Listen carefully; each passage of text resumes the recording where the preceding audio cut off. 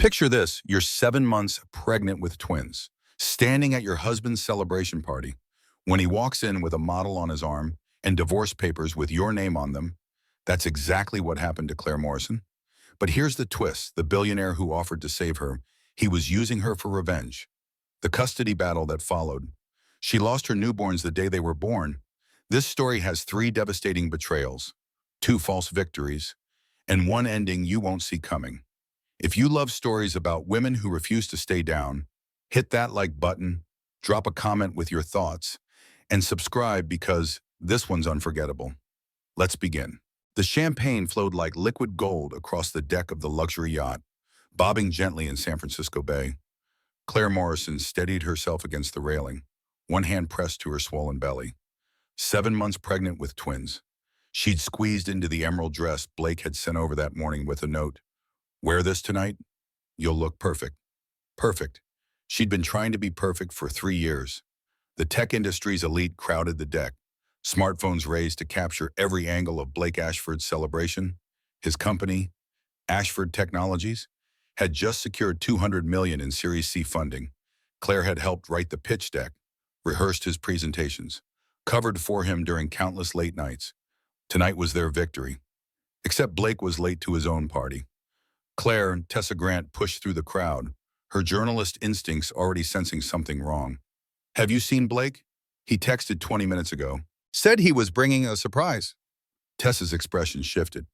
Claire, I need to show you something. But the crowd's energy suddenly changed. Phones turned toward the yacht's entrance. Camera flashes erupted like lightning. Claire turned, her heart already sinking before her brain caught up. Blake strode onto the deck in his custom Tom Ford suit, his smile wide and practiced. On his arm was Jade Winters, Instagram model and influencer, poured into a white dress that left nothing to imagination. Her 24-year-old body pressed against Blake's side like they'd been cast together. Everyone, Blake's voice boomed across the deck.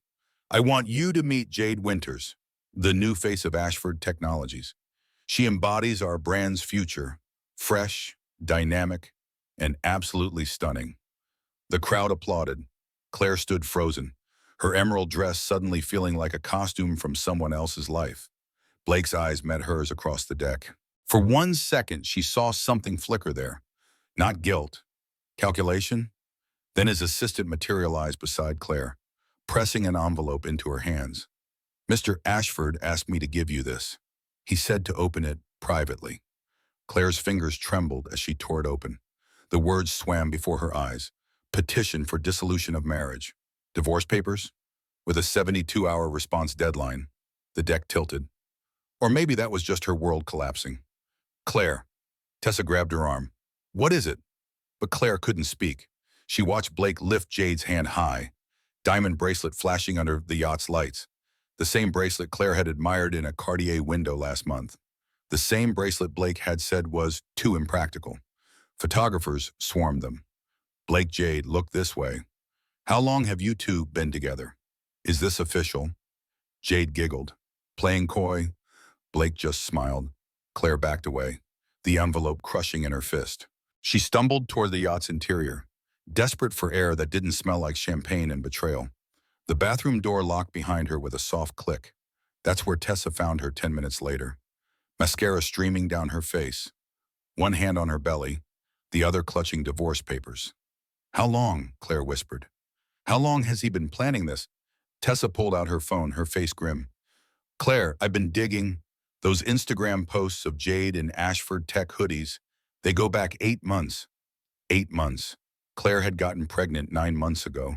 Blake had been cheating before the twins were even conceived, while she was doing his work, managing his calendar, believing in their future. He'd been building an exit strategy. There's more. Tessa scrolled through her phone. Every major tech blog got press releases tonight.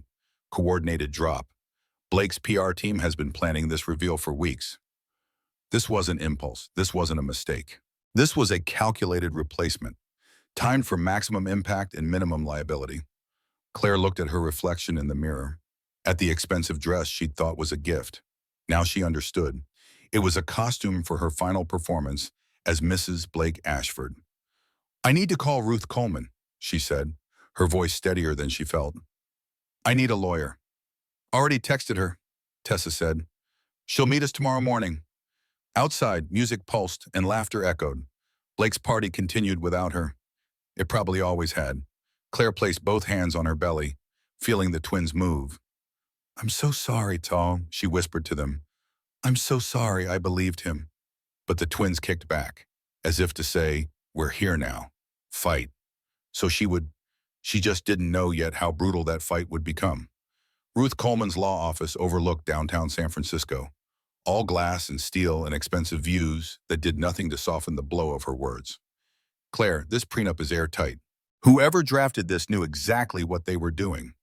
Claire sat across the mahogany desk, Tessa beside her, both of them exhausted from a sleepless night. The divorce papers lay spread between them like evidence at a crime scene. There has to be something, Claire said. I helped build that company. I gave up my career at Morrison Marketing to support his startup. Ruth's expression was sympathetic but firm. The prenup has a duration clause. Any marriage ending before 5 years results in 0 asset distribution to the non-founding spouse. You're at 3 years, 2 months. That's insane, Cecil. California is a community property state, which is why this clause exists. It specifically waives your community property rights in exchange for, and I quote, continued financial support during marriage. Ruth flipped through pages. You signed this 3 months after your wedding. Claire remembered that day vaguely. Blake had come home with papers, said it was just insurance paperwork his investors required. She'd been planning their anniversary trip, distracted, in love. She'd signed where he pointed. But I contributed, Claire insisted. Intellectual property, strategy. I was part of building Ashford Technologies. Ruth's eyes lit up slightly. Now that's interesting. If you can prove material contribution to company value, we might have grounds to challenge the prenup's enforceability. Hope flickered in Claire's chest. I have emails, calendar invites. I was in strategy meetings, investor pitches. Get me everything. We file a response to his petition and a counterclaim for equitable distribution based on partnership contribution. Ruth made notes. This won't be easy, but it's a fight worth having. They spent 2 hours building a case. By the time Claire left Ruth's office, she felt something she hadn't felt since the yacht power. That feeling lasted exactly 16 hours. The next morning, a process server appeared at Tessa's apartment where Claire was staying. Blake's legal team had moved fast. The manila envelope contained 2 things that destroyed Claire's fragile hope. First email printouts, dozens of them, allegedly from Claire's account to Blake's. Subject lines like, happy to support your vision and just want to help, not take credit, and the damning, I understand this is your company, not ours. Claire stared at them, her hands shaking. I never wrote these. Can you prove that? Tessa asked. I don't know. Maybe if we can get metadata, timestamps. But doubt crept in. Had she written something like this in a moment of insecurity, the second document was worse. Much worse. This is a waiver form, Tessa read aloud. Signed by you 2 years ago. It says you acknowledge having no ownership stake in Ashford Technologies and accept your role as Jesus Christ. As supportive spouse with no equity claims, Claire grabbed the paper. There was her signature. Her actual signature, not a forgery. She remembered now. Blake had brought home a stack of insurance forms. Life insurance, health insurance, company liability insurance. She'd signed them all while cooking dinner, trusting him, not reading the fine print. He's been planning this since before I got pregnant, Claire whispered. The words hung in the air like poison. Call Ruth, Tessa said. Right now. Ruth's voice was tight when she answered. I saw the filings. Claire, I'm sorry. These documents significantly weaken our position. But I didn't know what I was signing. That's going to be very hard to prove. You're a college-educated woman who signed legal documents. Courts generally assume competence. The walls of Tessa's small apartment seemed to close in. Claire sank onto the couch, one hand on her belly. The twins kicked, oblivious to the disaster unfolding around them. What are my options? She asked. Ruth's pause said everything. We can try to negotiate a settlement, some support for the twins, maybe a lump sum, But Claire, fighting this in court could take years and cost more than you'd win. Blake has unlimited legal resources. He can bury us in motions and appeals. So I get nothing. I didn't say that. I said we need to be strategic. But Claire heard the truth beneath his lawyer speak. She'd given up her career. She'd poured 3 years into supporting Blake's dream. She was 7 months pregnant with twins. And she was walking away with nothing because she'd been stupid enough to trust her husband. After the call ended, Claire sat in silence. Tessa made tea, neither of them drank. "What are you thinking?" Tessa finally asked. Claire looked at her best friend. "I'm thinking I have no job, no money, no home, and in 2 months, I'll have 2 babies who need everything." Her voice cracked. "I'm thinking I'm completely fucked."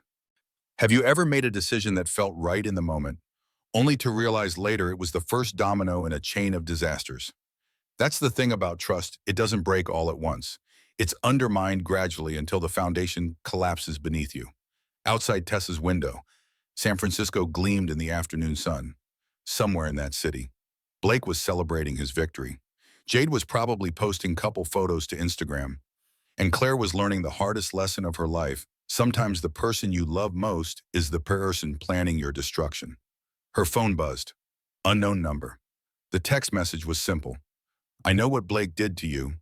I know because he did worse to me. We should talk." Owen Sterling. Claire stared at the name. Owen Sterling, Blake's biggest competitor. The man Blake had spent 3 years obsessing over, trying to destroy. "Who's Owen Sterling?" she asked Tessa. Tessa's eyes widened. "He's a billionaire tech investor." While Claire showed her the text. "Don't respond," Tessa said immediately. "This could be a trap." But Claire looked at the divorce papers, at the waiver she'd signed in ignorance, at the future collapsing around her. What did she have left to lose? She typed when and where. The response came instantly. "Tomorrow, 10 a.m., Civic Center Cafe. Come alone." Claire hit send. "I'll be there." Tessa grabbed her arm. "Claire, you don't know this man. He could be using you." "Blake already used me," Claire said quietly. "At least Owen Sterling is being honest about it." The Civic Center Cafe was the kind of place designed for anonymity, dim lighting, corner booths, and a clientele too absorbed in their own dramas to notice anyone else's. Claire arrived 10 minutes early, choosing a table with a view of the entrance. Her hand rested protectively on her belly. The twins active this morning as if sensing her anxiety. Owen Sterling walked in at exactly 10 a.m. He wasn't what Claire expected. Tech billionaires usually came in two flavors: awkward genius or aggressive bro. Owen was neither. Mid-30s, tall, with the kind of understated presence that came from actual power rather than performance. His navy suit was expensive but not flashy. No smartwatch, no AirPods, just a man who didn't need accessories to prove his worth. He slid into the booth across from her without preamble. "Thank you for coming. You said Blake did something worse to you. What did he do?" Owen's smile was sharp. "Direct. I like that. Blake stole the core algorithm for Ashford Technologies from a project we collaborated on 6 years ago. I had the original code. He had the charisma to sell it. By the time I realized what happened, he'd already filed patents under his name." Claire processed this. "Why didn't you sue?" "I tried. He had better lawyers and a story about independent development. Tech theft is nearly impossible to prove without smoking gun evidence. He buried me in legal fees until I dropped it." Owen's jaw tightened. "Cost me 2 years and $15 million to learn that lesson." "So this is revenge. This is justice, and there's a difference." He leaned back. "I've spent 6 years building a case, documenting every instance of Blake's fraud, every lie to investors, every corner he's cut, and then you came along. The wronged wife. Great optics for your corporate warfare. You're smarter than he gave you credit for." Owen pulled out a manila folder. "I'm offering you a deal. A real one. Not the trap Blake set." Claire opened the folder. Inside was a contract, surprisingly brief and written in plain English rather than legal jargon. "A marriage," she read aloud. "For 1 year. On paper only. Separate residences if you prefer. Though I have a guest house that would give you privacy. I'll cover all medical expenses for your pregnancy, provide a living stipend, and at the end of 1 year, a $2 million payout. No strings attached.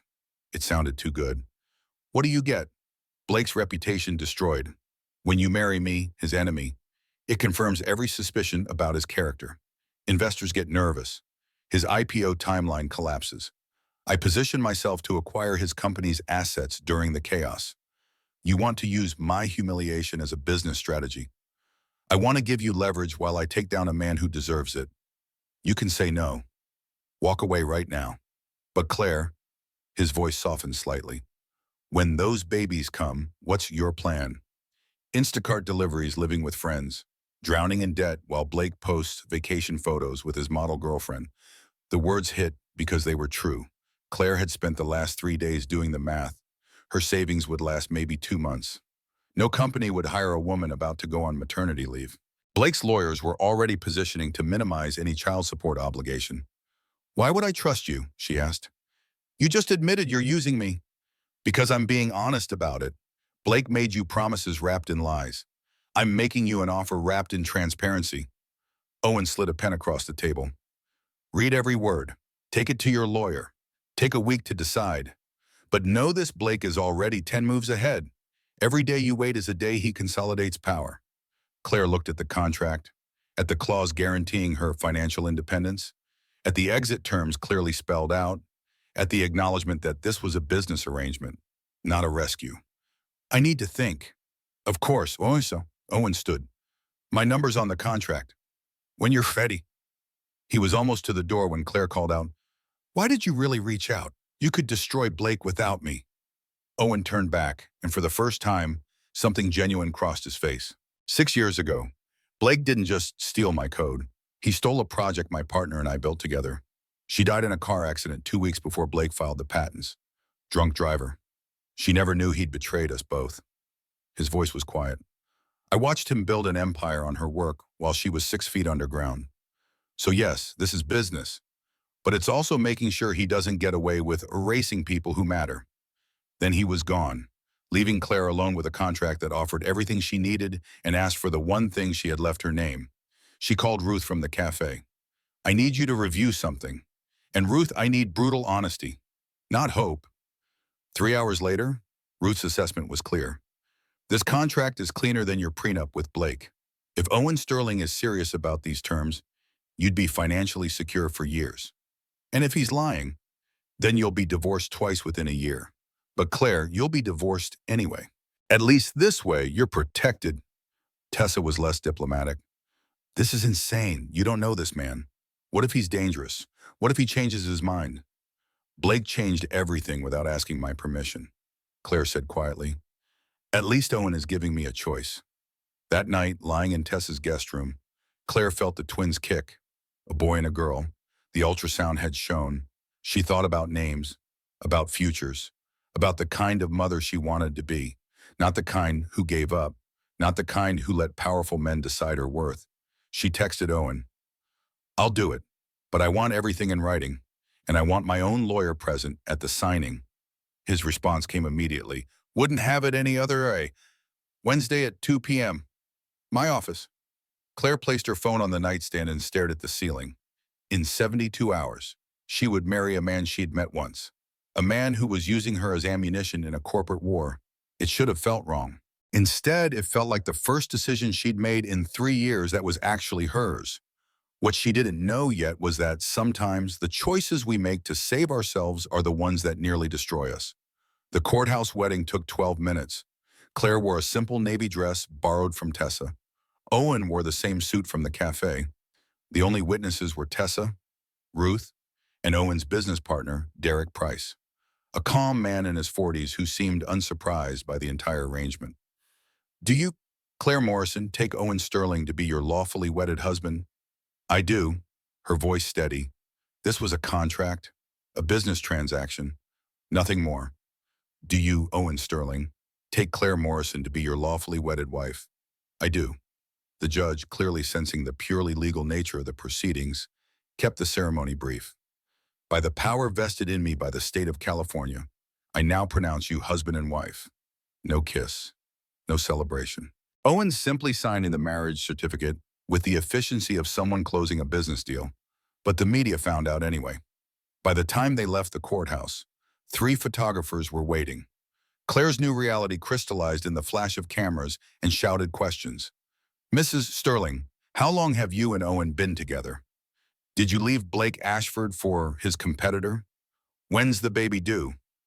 Owen's hand found her elbow, gentle but firm, steering her toward the waiting car. Don't answer. Let them speculate. Inside the town car, Claire's phone exploded with notifications. Tessa had warned her not to look, but she couldn't help it.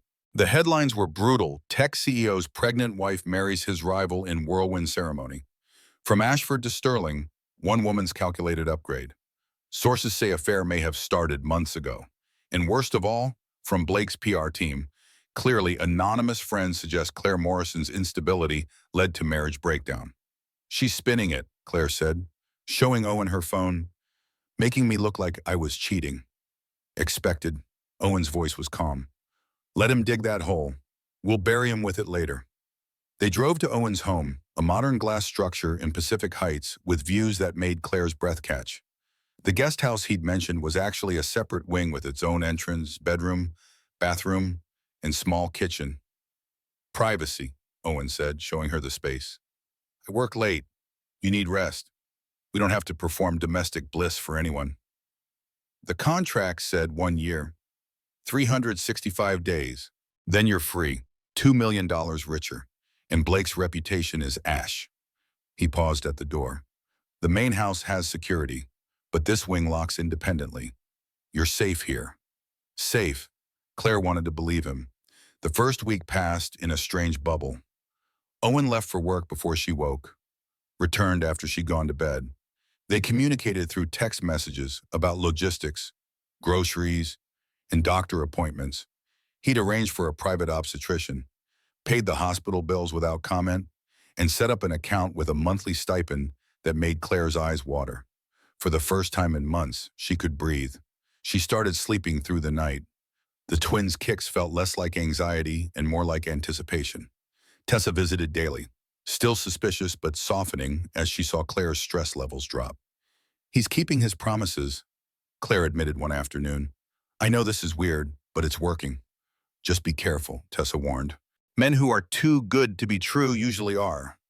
But Claire was too tired to be paranoid. She was safe. She had resources. The babies would be born into stability rather than chaos. Then, on day 9 of her marriage to Owen Sterling, everything shattered. The process server arrived at 6 a.m. because Blake's lawyers knew the value of dramatic timing. Claire signed for the envelope with shaking hands, her heart already sinking before she opened it. Emergency motion for temporary custody. The legal language was dense, but Ruth's frantic phone call 20 minutes later made it clear. Blake's filing for emergency custody of the twins upon birth. He's claiming you're mentally unstable, that the rushed remarriage demonstrates poor judgment, and that the children would be at risk in your care. He can't do that. But even as Claire said it, she knew he could. Blake had unlimited resources and ruthless lawyers. The hearing is in 2 weeks, Ruth said. We need to build a defense immediately. 2 weeks. The twins aren't even born yet. That's the point. He wants custody orders in place before you give birth. Claire, if he wins this motion, hospital staff will be legally required to transfer the babies to him immediately after delivery. The room spun. Claire sat down hard, one hand on her belly. What do I do? We fight by him, but Claire, you need to understand this is going to get ugly. Blake's team will paint you as an opportunistic woman who jumped from one billionaire to another. They'll question your stability, your judgment, everything. I married Owen to protect myself and my babies. I know, but Blake is going to make it look like reckless behavior. Like you're using these children as pawns in a corporate war. After the call ended, Claire sat in the pristine guest house, feeling the walls close in. 9 days of safety. That's all she'd gotten. 9 days of believing she'd outmaneuvered Blake Ashford. Now he was coming for her children. Owen appeared in the doorway, still in his suit from work. I heard Derek monitors all court filings related to Blake. He's going to take my babies. Claire's voice cracked. I haven't even held them yet, and he's already taking them. Owen's expression was unreadable. We won't let that happen. You can't promise that. No, but I can promise resources. The best family law attorney in California, a PR team to counter his narrative. Whatever it takes. Why? Claire looked up at him. This isn't part of our contract. You got what you needed. I married you. Blake's reputation is already damaged. Owen was quiet for a long moment. You're right. The contract doesn't obligate me to help beyond the financial terms. He pulled out his phone, typed something, then showed her the screen. It was a news article from 6 years ago. Tech entrepreneur's partner dies in tragic accident. The photo showed a younger Owen with a woman, both smiling at a product launch. Her name was Amanda. Owen said, she was my partner, the real genius behind the algorithm Blake stole. We were building something amazing together. His voice roughened. Blake didn't just steal code. He stole her legacy. And when I tried to fight him, when I spent 2 years in legal hell, I watched him win again and again because he had more money and fewer morals. I'm sorry, Claire whispered. Don't be sorry. Be ready to fight. Owen's eyes met hers. I told you this was business. But watching him try to take your children before they're even born, that's not business. That's cruelty. And I won't help him do to you what he did to Amanda's memory. For the first time, Claire saw past the calculated billionaire to something human underneath. Grief, rage, purpose. What do we do, she asked. We build a case, document everything, show the court that you're stable, prepared, and capable, and we dig into Blake's finances. Because men like him always have secrets. I don't want revenge. I just want my baby safe. Sometimes, Owen said quietly, those are the same thing. That night, Claire couldn't sleep. She paced the guest house, feeling the twins move restlessly as if they could sense her fear. In 2 weeks, a judge would decide whether she was fit to hold her own children. And in some downtown office, Blake Ashford was probably celebrating his latest move in the chess game he'd turned her life into. But what Blake didn't know yet was that Claire Morrison Sterling is done being a pawn. She was learning to play the game herself, and she had nothing left to lose. The courtroom smelled like old wood and broken families. Claire sat between Ruth and Owen, her hands folded over her 8-month belly. Across the aisle, Blake's legal team filled 3 rows. Blake himself sat in the front. Tailored suit, perfect hair, the picture of concerned fatherhood. Jade wasn't present. Too obvious. Even for his PR team. Judge Patricia Hendricks entered, a woman in her 60s with steel gray hair and an expression that suggested she'd heard every lie the world had to offer. This is an emergency custody hearing regarding the unborn children of Claire Morrison Sterling and Blake Ashford. Mr. Reynolds, you may present your case. Blake's lead attorney, a man named James Reynolds with a voice like smooth poison, stood. Your Honor, we're here today because of grave concerns about the mother's judgment and stability. For the next hour, Claire listened to her life dismantled piece by piece. Reynolds presented the timeline: married to Blake for 3 years, divorce filed, remarried to Blake's business competitor within 3 weeks.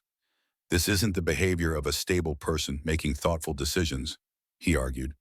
This is opportunistic, erratic, and suggests Mr. Morrison is using these children as leverage in a corporate dispute. He introduced evidence screenshots of social media posts from Claire's friends suggesting she was stressed and struggling. A statement from Blake's housekeeper claiming Claire had been emotional and unpredictable during the marriage. A psychological evaluation Blake had commissioned from a hired expert who'd never actually met Claire. The expert's opinion, based on the documented evidence, suggests signs of emotional instability, potentially exacerbated by pregnancy hormones and poor decision-making capabilities. Ruth objected repeatedly, but Judge Hendricks allowed most of it into evidence. Then Reynolds called Blake to the stand. Blake's performance was flawless, measured, concerned, heartbroken. I love Claire, he said, his voice catching slightly, but our marriage fell apart because she became obsessed with my business, unable to separate our personal life from my professional obligations. When I tried to establish healthy boundaries, she grew resentful. Lies. Every word lies, but spoken with such conviction that Claire saw doubt flicker in the judge's eyes. And when you filed for divorce, Reynolds prompted, I hoped it would give her space to find herself again. I never imagined she'd immediately attach herself to Owen Sterling, a man known for his aggressive business tactics and his vendetta against me. Do you believe your children would be safe in Mr. Sterling's home? I don't know Mr. Sterling personally, but I know his reputation for ruthless competition. I can't risk my children being used as weapons in his war against me. When Ruth cross-examined, she tried to poke holes in his story.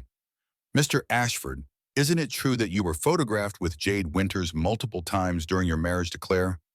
Jade was a professional associate. Our relationship didn't become romantic until after Claire and I separated. The day you filed for divorce, you introduced Jade as your company's new face at a public event. That seems pre-planned. Business decisions and personal relationships are separate matters. He was too smooth, too prepared. Claire watched the judge taking notes and felt hope slipping away. Then Reynolds called his final witness, Jade Winters. Jade took the stand in a conservative black dress. Her Instagram glamour toned down to play the role of concerned bystander. Claire wanted to scream.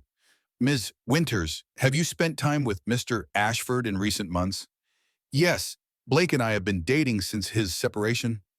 Have you observed his relationship with Miss Morrison? I've seen his pain. He tried so hard to make that marriage work.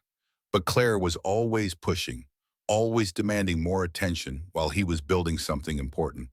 And then when I met her at the yacht party, the way she looked at me, Jade paused dramatically. I felt unsafe. Objection. Ruth was on her feet. This is pure speculation and theatrical nonsense. Sustain, Judge Hendricks said. Ms. Winters, stick to facts. But the damage was done. Jade had planted the seed Claire was unstable, possibly dangerous, definitely using the children for revenge. During a brief recess, Owen leaned close to Claire. Ruth's about to put you on the stand. Can you handle it? Claire felt the twins moving, as if reminding her why she was here. I have to. When court resumed, Claire walked to the witness stand, every eye in the room tracking her pregnant form. Ruth's questions were straightforward, designed to let Claire tell her truth. Claire, why did you marry Owen Sterling? Because I had no options. Blake filed for divorce with 72 hours notice. I have no income, no home, and twins due in weeks. Owen offered me security with clear terms. It was a practical decision, not a romantic one. Do you love Owen Sterling? I respect him. He's been honest with me about his intentions. That's more than I can say for my first marriage. Reynolds' cross-examination was brutal. Mrs. Sterling, you claim this marriage is practical, yet you're living in a home worth $12 million. That's quite an upgrade from practical. I'm living in the guest house, with financial terms clearly spelled out in a contract. A contract, like a business arrangement. And what does Mr. Sterling get from this arrangement? Claire saw the trap but had no choice but to walk into it. He gets to damage Blake's reputation. So you admit you're part of a corporate strategy against your children's father. I admit I'm trying to survive. Blake is the one who turned my life into a strategy. Yet you married his enemy within weeks. How does that benefit your children? It gives them a mother who's not homeless and desperate. Reynolds smiled. Or a mother who's willing to use them as pawns in someone else's game. Ruth redirected, trying to repair the damage, but Claire could feel the hearing slipping away. She returned to her seat, shaking. Judge Hendricks called for final arguments. Reynolds painted Blake as the stable parent, concerned for his children's welfare. Ruth argued that Blake was manipulating the system to punish Claire for escaping his control. Your Honor, this is transparent revenge disguised as parental concern. Mr. Ashford wants to punish Ms. Morrison for not quietly accepting his betrayal. When both sides finished, Judge Hendricks removed her glasses. I'll issue a ruling within 48 hours. Those 48 hours were the longest of Claire's life. She couldn't eat, couldn't sleep. The twins seemed to sense her distress, their movements constant and urgent. Owen worked from home, a quiet presence that didn't crowd her but didn't leave her alone either. Tessa practically moved in, keeping Claire distracted with terrible reality TV and forced optimism neither of them felt. The call came on a Tuesday morning. Ruth's voice was tight. Judge Hendricks ruled in Blake's favor. The world went silent except for the rushing in Claire's ears. What does that mean? She whispered. Temporary custody to Blake, effective immediately upon the twins' birth.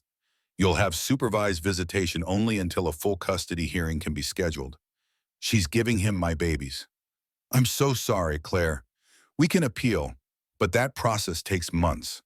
The judge cited your pattern of impulsive decisions and concern about the volatile environment of your current living situation. After the call ended, Claire sat motionless. Owen appeared in the doorway, Derek behind him. "We heard," Owen said. Claire looked at him, something breaking inside her. "You promised. You said this wouldn't happen." "I was wrong." His voice was flat, controlled, too controlled. "I underestimated how much the system protects men like Blake." Tessa put her arm around Claire. "We'll fight this. We'll appeal. But Claire wasn't listening. She was calculating timelines. The twins were due in 3 weeks. 3 weeks until she would give birth and watch hospital security take her newborns away. 3 weeks until Blake Ashford won completely. That night, alone in the guest house, Claire felt the first contraction. The contractions started as a dull ache, easily dismissed as Braxton Hicks. By midnight, they were unmistakable. Claire's water broke at 1 a.m., 6 weeks early. Owen, she stumbled to the main house, panic overriding pride. "Something's wrong." He appeared in the hallway in pajama pants, immediately alert. "How far apart?" 5 minutes. "It's too early. It's too early. We're going to the hospital. Now." He grabbed his keys, already calling ahead to the hospital while helping her to the car. The drive was a blur of San Francisco streets and red lights. Owen ran without hesitation. Claire gripped the door handle, breathing through contractions, terror flooding her system. "They can't take them yet," she gasped.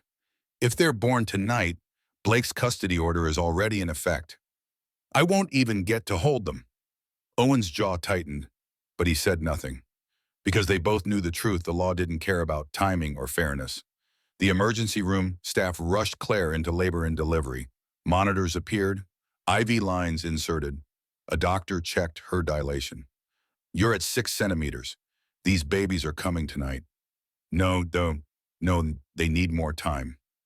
The doctor's expression was kind but firm. "Your body is making that decision. Let's focus on keeping everyone safe." The next hours dissolved into pain and fear. Owen stayed close, holding her hand through contractions, his presence the only anchor in the storm. Tessa arrived, breathless, having broken every traffic law to get there. "Where's Ruth?" Claire asked between contractions. "Working on an emergency injunction to delay the custody order." But Claire, Tessa's face said it all. There wasn't time. At 4:47 a.m., Claire's daughter was born. 4 pounds, 2 ounces, tiny and perfect and screaming with surprising strength. At 4:52 a.m., her son followed. 4 pounds, 6 ounces, quieter than his sister, as if already overwhelmed by the world. The NICU team was waiting. Both twins needed monitoring, their premature lungs not quite ready for independence. "Can I hold them?" Claire reached out desperately. The nurse placed her daughter in her arms for 30 seconds. Then her son, just long enough for Claire to memorize their faces, to whisper "I love you" before they were wheeled away to the NICU. "When can I see them again?" Claire asked. The nurse's expression shifted. "There's a custody order. We've been instructed." "No." Claire tried to sit up. "They just took them. I need more time." Owen stepped forward. "Check that order again. It says upon birth, not upon birth and immediate separation. Those babies are in the NICU. That's medical necessity, not custody transfer." The nurse looked uncertain. "I need to call administration." For 2 hours, Claire existed in limbo. The twins were 50 feet away in the NICU. She could see them through the glass, hooked to monitors and IVs, and she couldn't touch them. Then Blake arrived. He swept into the ward with 2 lawyers and hospital security. His face was grave, performing concern for any observers. "I'm here to take custody of my children as ordered by the court." The NICU nurse blocked his path. "Sir, these infants are under medical care. They can't be moved." "I'm not moving them. I'm exercising my custodial rights to be present and make medical decisions." "You're trying to keep me from my babies," Claire called out from her recovery room doorway. "I just gave birth. They're in the NICU, and you're already using them as weapons." Blake turned to her, and for a moment his mask slipped. She saw satisfaction there, victory. "I'm protecting them from an unstable environment." The court agreed. "The court doesn't know you, doesn't know what you're capable of." "Neither did you. Apparently." His voice was cold. That's your mistake. Claire, you never paid attention to how I actually operate. Hospital security intervened before Owen could respond. Everyone needs to calm down. This is a medical facility. The hospital's legal team arrived, reviewing the custody order, determining protocols. In the end, they reached a compromise that satisfied no one. Blake could visit the NICU for 2 hours daily. Claire could visit at different times, with a social worker present. Neither parent could remove the twins until NICU discharge, at which point custody would transfer per court order. 2 days. That's how long the twins stayed in the NICU. 48 hours of Claire sitting beside isolates, touching her children through handholds, singing to them, memorizing every detail because she knew what came next. Blake posted photos on social media, proud father at hospital, praying hands emoji, caption about fighting for his family. Jade posted a supportive comment, "You're so strong, those babies are lucky." The comment section exploded with support for Blake and vitriol for Claire. Strangers who knew nothing called her a gold digger, a homewrecker, an unfit mother. On discharge day, Claire held each twin one last time. The social worker stood nearby, clipboard ready, expression professionally neutral. "Say goodbye," she instructed gently. "This isn't goodbye." Claire whispered to her daughter, "I'm fighting for you. I promise," her son's tiny hand wrapped around her finger. Then hospital security was there, and Blake's nanny was taking the car seats. And Claire watched her 2-day-old children leave in the arms of strangers. She collapsed in the hospital corridor, sobs tearing through her like physical wounds. Owen pulled her up, held her together when she couldn't stand. "I'm sorry," he said quietly. "I'm so sorry." But sorry didn't bring her babies back. The drive home was silent. Tessa had already removed all the baby items from the guest house. Couldn't bear to have Claire come home to an empty nursery. But the absence was worse. The silence where baby sounds should be. That night, Claire's milk came in, her body preparing to feed children that weren't there. The physical pain was nothing compared to the emotional devastation. At 2 a.m., she found Owen sitting in the main house, laptop open, surrounded by documents.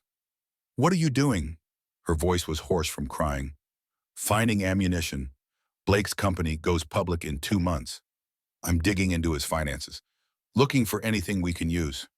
It won't bring my babies home. No, but it might give us leverage for the full custody hearing." He looked up at her, and his expression was the most human she'd seen it.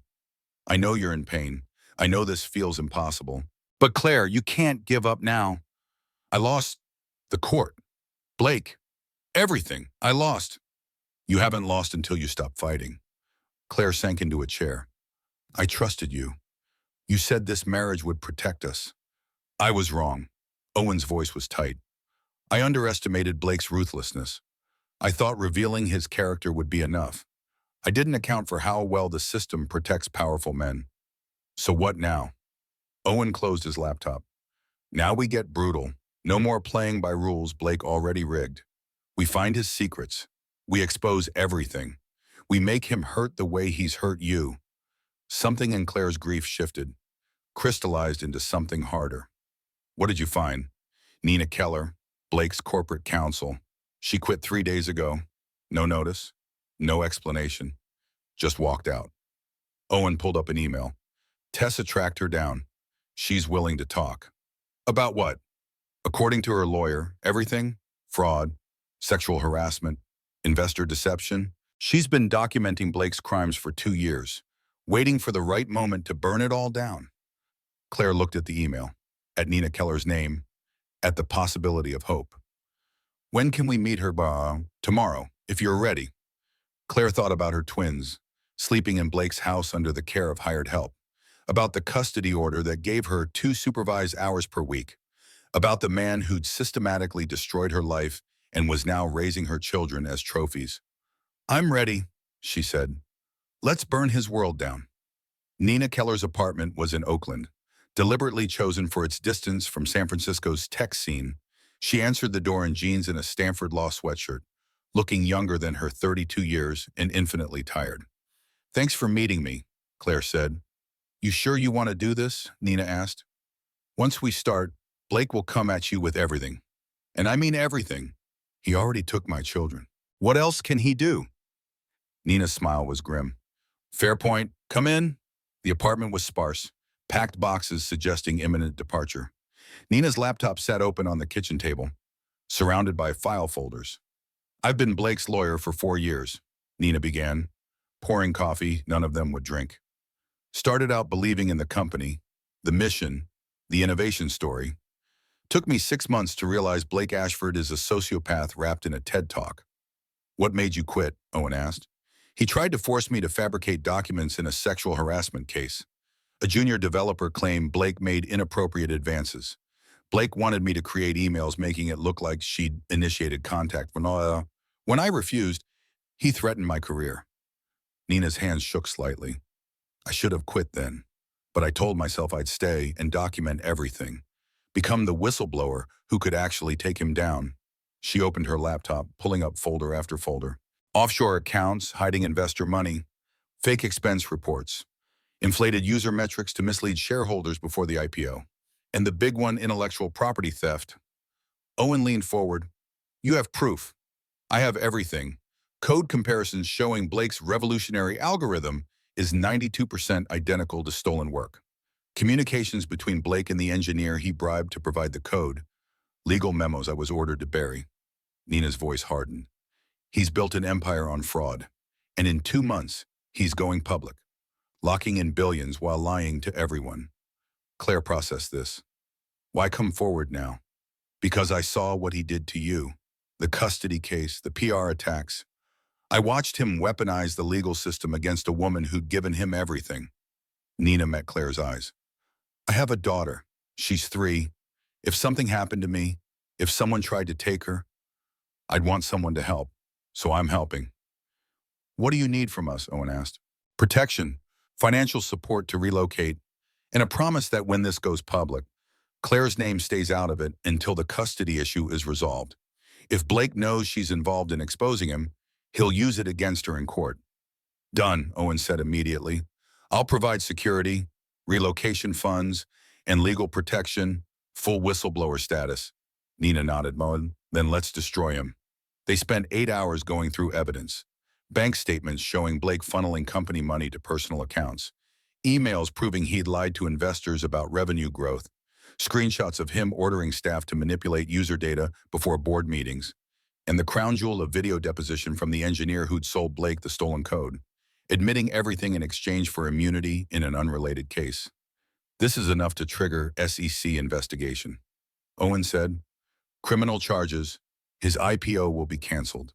The company will collapse. Good, Claire said. Her voice was cold, grief transmuted into purpose. When do we go public? We need to coordinate carefully. Nina said, if we drop this too soon, Blake's lawyers will bury it in motions and countersuits. We need to wait until he's most vulnerable. The IPO roadshow, Owen said. He starts investor presentations next week. If this drops during that window, when he's in front of major institutional investors, the damage is immediate and irreversible. Tessa, who'd been quiet until now, spoke up. I can help with media strategy. My editor at TechWatch has been wanting to break a real story on Blake for years. If I give him this package, with Nina's documentation and corroboration, it runs front page, and I'll coordinate with the SEC, Nina added. I've already made initial contact through my lawyer. They're interested.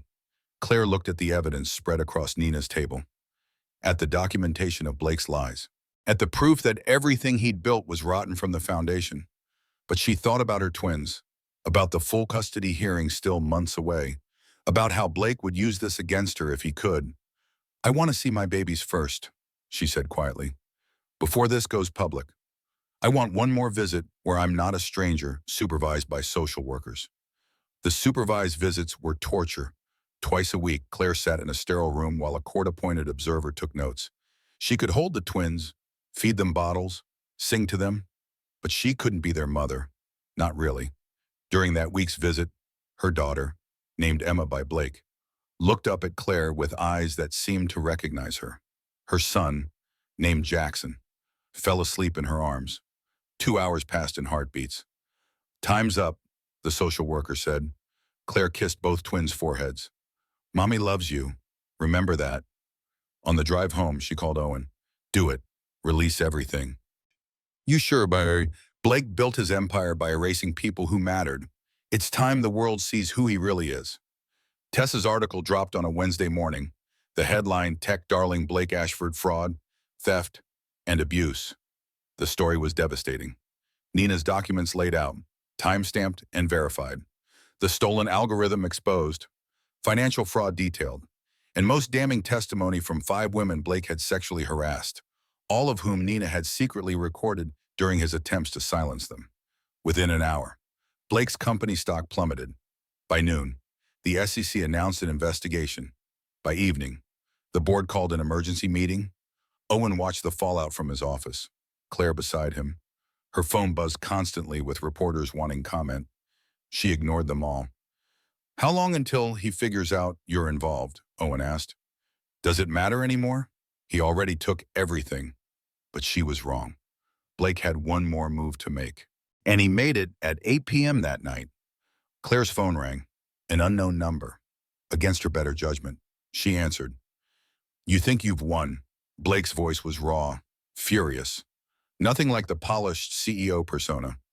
You think destroying my company changes anything. This isn't about winning, it's about justice. Justice? He laughed, bitter and sharp. You're living with my competitor. You're using our children as leverage. And you lecture me about justice. I use documentation of your crimes. That's different than lies and manipulation. I will fight this custody case until you're broken. I will make sure you never have more than supervised hours with those kids. They'll grow up calling someone else mom. The words landed like physical blows, but Claire's voice stayed steady. Then I'll spend my life proving I'm the parent they deserve. However long that takes. You've always been weak, Claire. That's why this is so easy. No, Blake. I was trusting. That's different, but you taught me the difference, so thank you for that lesson. She hung up before he could respond. Owen watched her carefully. You okay? No, but I will be. She looked at him. What happens now? Now the investigation plays out. Blake will probably be charged within weeks. His company will be dismantled or sold. His reputation is destroyed. Owen paused. And the custody case gets complicated. How Blake's legal troubles help our case? Shows instability, criminal behavior, poor judgment. But it also means he's desperate. Desperate people are dangerous. That night, Claire barely slept. She kept checking her phone for news updates. By morning, Blake's face was on every tech news site. The golden boy exposed as a fraud. But Claire felt no satisfaction. Just exhaustion, because the twins were still in Blake's house. And all the justice in the world didn't change that. Have you ever won a battle and still lost the war? Sometimes victory feels hollow when the case was everything you loved. The media circus intensified. Reporters camped outside Blake's office, Owen's house, even Nina's Oakland apartment before she relocated. Every tech podcast dissected Blake's downfall. Every business journal analyzed the fraud. Blake's response was predictable. Deny everything. Attack the messengers. Play victim. He gave a tearful interview to TechCrunch. I'm being targeted by a competitor using my ex-wife as a weapon. These allegations are fabricated by people who want to destroy what I've built. But the evidence was too solid. The SEC investigation expanded. The FBI got involved. Blake's board voted to remove him as CEO, pending resolution of the criminal charges. Jade posted a breakup announcement. Sometimes you realize you've been manipulated too, sending love and light to anyone else healing from narcissistic abuse. Survivor strong. The comments were mixed. Some believed her redemption arc. Others saw through the calculated pivot. Claire didn't care either way. What she cared about was the emergency motion Blake filed the day after his removal as CEO. He's asking for increased custody, Ruth explained over the phone. Claims that since he now has more time to devote to the children, he should have them full-time, not just primary custody.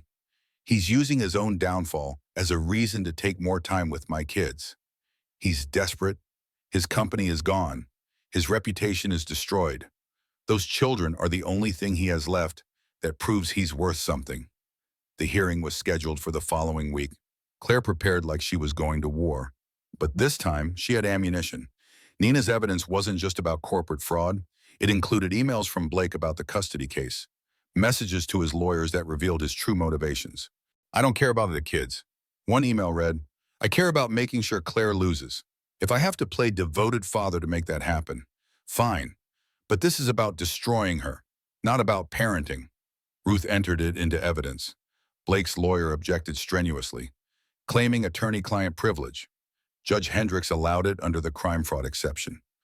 These communications suggest parental alienation tactics and using children as weapons. Ruth argued, this man doesn't want custody because he loves his children. He wants it because he hates their mother. Blake's testimony was less polished this time. The charm had worn thin. He looked tired, cornered. Mr. Ashford?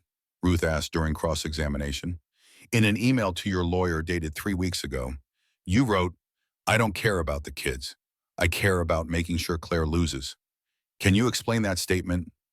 That was taken out of context. I was frustrated. Frustrated enough to admit you're using your children as weapons. I love my children, yet you name them without consulting their mother. You've hired staff to care for them instead of caring for them yourself. And you've spent more time in legal proceedings than in their nursery. Ruth's voice was sharp. That's not love. Mr. Ashford, that's possession. The judge called a recess.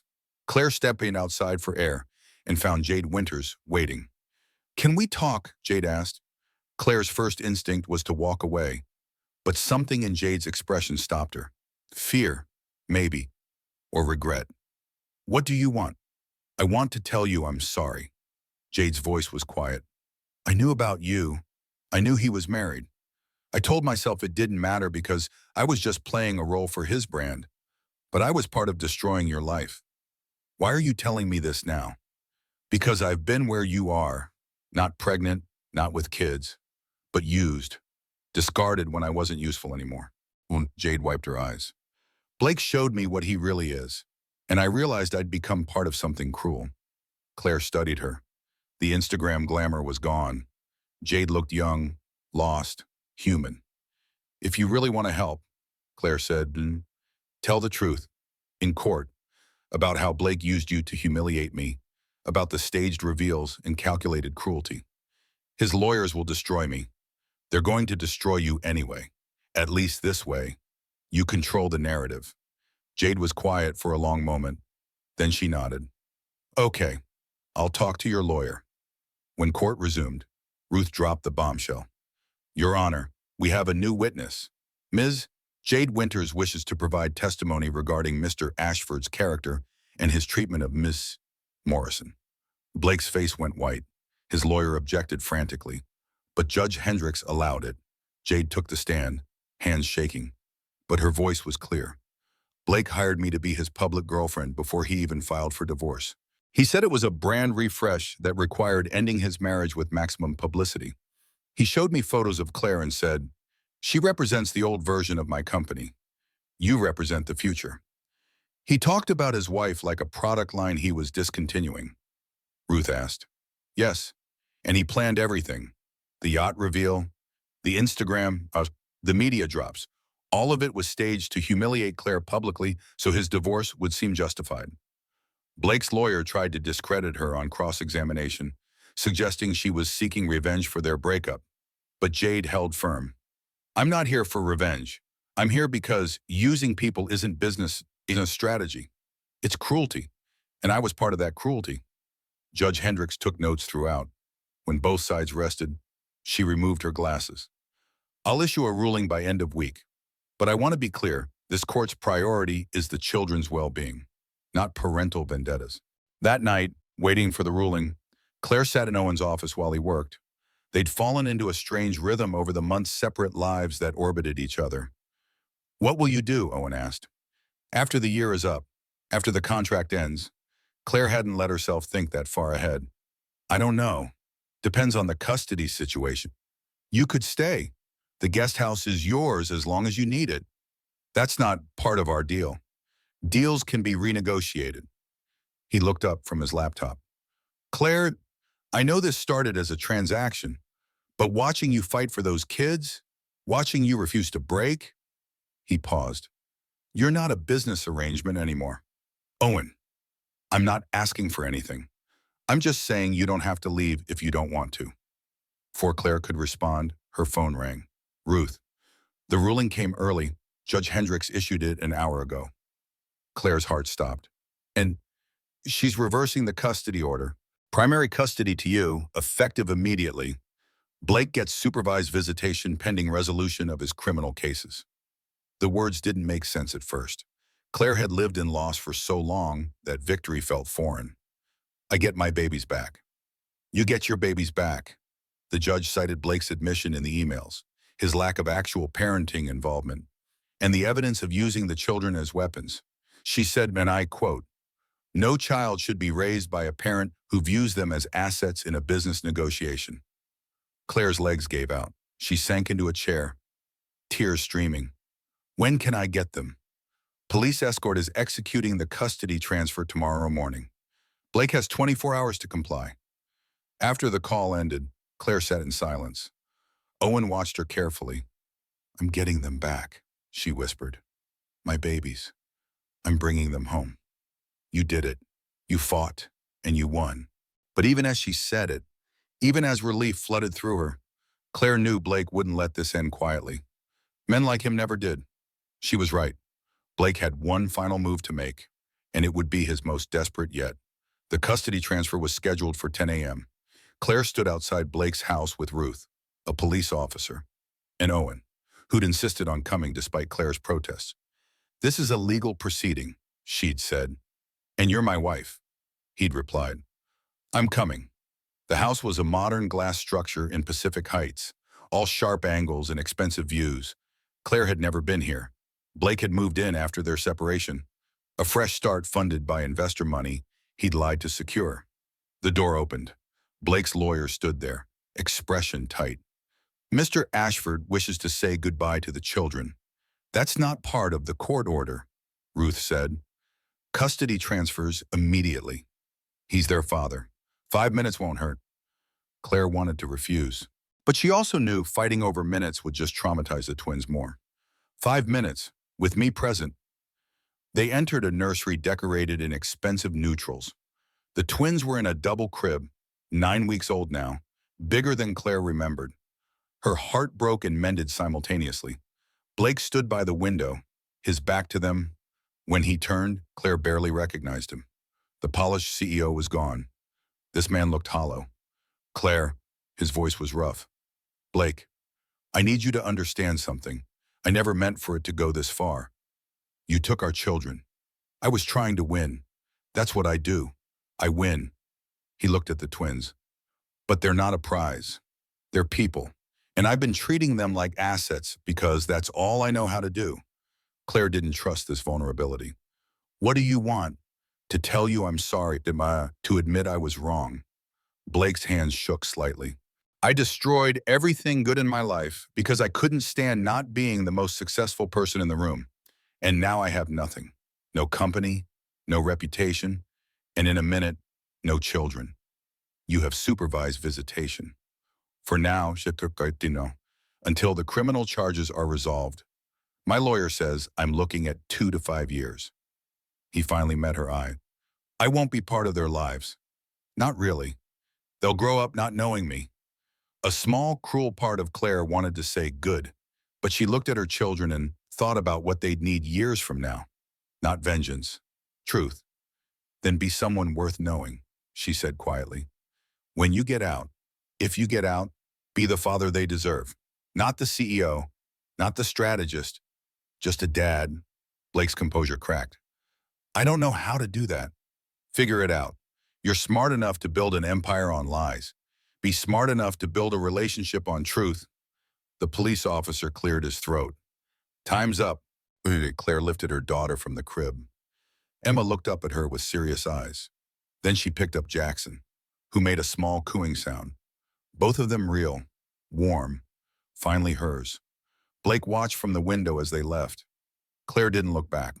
The drive to Owen's house felt surreal. The twins slept in their car seats, oblivious to the legal battle that had raged around them. Claire kept turning to look at them, terrified they'd disappear. They're really here, she whispered. They're really here, Owen confirmed, Back at the house, Tessa was waiting with Ruth. They'd set up the guest house properly, now cribs, changing tables, everything the twins needed. Claire spent the afternoon just holding them, feeding them, memorizing their sounds and smells and tiny movements. At some point, Owen appeared with takeout. Neither of them ate. "What happens now?" he asked.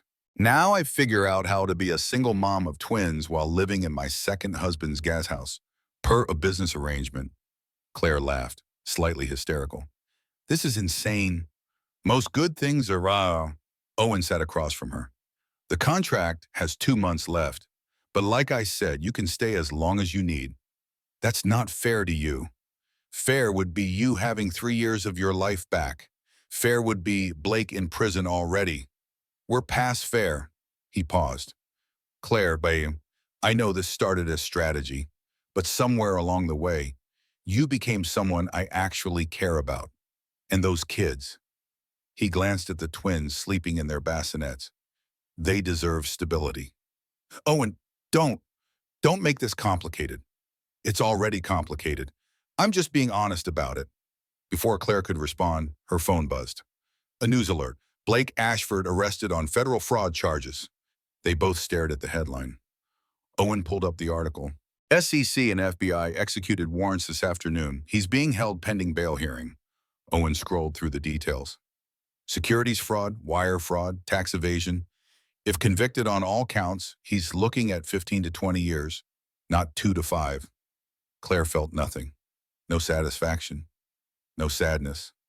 Just exhaustion. "His lawyer will probably push for plea deal."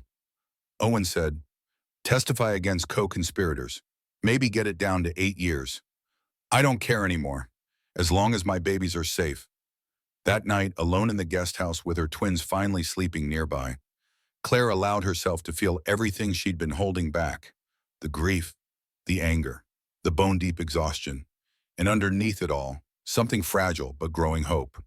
She'd lost everything, then fought to survive, then fought to win. And now, holding her daughter while her son slept nearby, she was finally beginning to understand what winning actually meant. It wasn't destroying Blake. It wasn't the settlement money or the vindication or the news headlines. It was this quiet moment, these tiny humans depending on her, the chance to build something real from the ruins. Her phone buzzed again. Owen, texting from the main house. "You doing okay?" She typed back, "Yes. Thank you for everything." His response came immediately. "Partners take care of each other." Claire smiled. Partners. Maybe that's what they become without realizing it. Not a business arrangement, not a romance. Something in between, something new. Outside, San Francisco glittered in the darkness. Somewhere in that city, Blake Ashford was sitting in a cell, his empire reduced to ashes. But Claire wasn't thinking about him anymore. She was thinking about tomorrow, about feeding schedules and pediatrician appointments and the million tiny decisions that made up motherhood, about rebuilding her career eventually, about the life she'd create for these children, about how sometimes the sweetest victories are the quiet ones nobody else sees. 6 months later, Claire sat in a coffee shop in Hayes Valley, her laptop open to a marketing proposal. Emma and Jackson slept in their double stroller beside her. 6 months old now, healthy and thriving. She'd started freelancing 2 months ago. Small clients at first, building back the career she'd sacrificed. It was slow work, but it was hers. Claire Morrison, a woman approached, 30s, professional. "I'm Sarah Mitchell from Morrison Marketing. Your old firm, Claire's former employer, the company she'd left to support Blake's dreams." "Sarah, hi, I remember you. I heard about everything, the divorce, the custody battle, all of it." Sarah glanced at the twins. "They're beautiful. Thank you. Listen, I'm going to be direct. We need a creative director. Someone who understands tech clients but isn't drinking the Silicon Valley Kool-Aid anymore." Sarah pulled out a business card. "I'd like you to interview." Claire stared at the card. A real job, benefits, stability. "I have 6-month-old twins. We have on-site childcare and flexible schedules. The tech industry is finally learning that mothers are actually capable of complex thought." Sarah smiled. "Think about it." After she left, Claire looked at her sleeping children. A year ago, she'd had nothing. Now she had options. Her phone rang. Owen. Hey, you busy? Just got offered a job. That's great. Congratulations. Something in his voice was off. What's wrong? Nothing's wrong. I just wanted to give you a heads up. Blake's plea deal was approved. He's going to serve 8 years.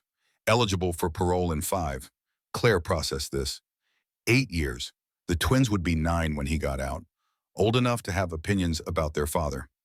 How do you feel about that? Owen asked. I don't know, relieved, sad. He's still their biological father. He made his choices. Yeah, he did. Claire watched people passing by on the street, everyone absorbed in their own dramas. Owen, can I ask you something? Always. Do you regret it? The marriage contract? The whole arrangement? He was quiet for a moment. Claire, when I offered you that deal, I thought I knew what I was doing. Strategic move against Blake. Clean transaction. He paused. I was wrong. It became something else. You became someone I actually respect. Those kids became people I care about. So no, I don't regret it. The contract expires next month. I know. What happens then? That depends on what you want. Claire looked at the business card from Morrison Marketing, at the life she was slowly rebuilding, at the possibilities opening up. I want to move out, she said. Not because I'm ungrateful, but because I need to prove I can stand on my own, that I'm not dependent on anyone's rescue. I understand. But, she continued, I'd like to stay friends. Real friends, not business arrangement friends. I'd like that too. They talked for another few minutes about logistics, about the twins, about Owen's latest project. When they hung up, Claire felt something settle in her chest. Peace, real peace. That evening, she called Tessa. I'm taking the job at Morrison Marketing, and I'm getting my own place. Claire, that's amazing, but are you sure you're ready? I don't know if I'm ready, but I'm doing it anyway. Claire smiled. Besides, the twins need to see their mother building something, not just surviving. 3 weeks later, Claire moved into a modest apartment in the Mission, 2 bedrooms, nothing fancy, but hers. Owen helped move furniture, insisted on paying the first 3 months' rent despite her protests. Consider it back pay for all the work you did for Blake's company, he said. The twins' room was small but cheerful. Claire hung up photos her with Tessa, the twins at their 6-month checkup. Even one of her and Owen from when they'd taken the twins to the park. Evidence of survival, of growth. Her first day at Morrison Marketing. She dropped the twins at the on-site childcare and nearly cried. But they were fine. And so was she. The work was familiar but different. She understood tech culture now from the inside, all its promises and failures. She used that knowledge to create campaigns that were honest rather than inflated. Clients responded. On weekends, Owen would text Park Day, and they'd meet at Dolores Park, letting the twins crawl on blankets while they talked about everything and nothing. It was easy, comfortable, the kind of friendship that didn't demand performance. Jade reached out once, via Instagram. I saw you started a new job. Proud of you. Claire didn't respond immediately, unsure how to feel about the woman who'd been part of her destruction. But eventually, she typed back, thank you. I hope you're finding your way too. Blake existed in the background now. A supervised phone call once a month, monitored and brief. He'd asked to send gifts for the twins' first birthday. Claire approved a children's book. Nothing extravagant. He was trying, in his limited way, to be someone better. She didn't know if he'd succeed, but it wasn't her job to manage his redemption anymore. 1 year after the courthouse wedding, Claire and Owen met at the same cafe where he'd first made his offer. The twins were with Tessa for the afternoon. So, Owen said, sliding an envelope across the table, per our contract, $2 million. Wired this morning.